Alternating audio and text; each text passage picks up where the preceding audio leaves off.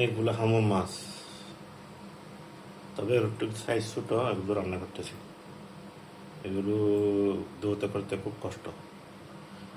এগুলোর যেগুলো আঁশ আছে, আঁশগুলো ছোটো তো সেজন্য, এবং এগুলো খুব শক্তিশালী, খুব শক্ত মাছ, অন্য মাছের মতো নরম না। এই তো এটা হচ্ছে হামুর মাছ। এটা আঁশটা আঁশগুলো খুব শক্ত থাকে, একদম ছোটো থাকে। তো এই একটু কষ্ট, যত বেশি বড় হবে তত বেশি টেস্ট হবে। এটা ইনশাল্লাহ টেস্ট হবে, দোয়া করবেন। এটা তবে সাইজ হবে ছোটো সাইজ। টমেটো এবং ধনে পাতা দেওয়া হয়েছে। মাছের খুশবু পুরা ফ্রেট হয়ে গেছে, এরকম খুশবু হয়েছে মাশাআল্লাহ।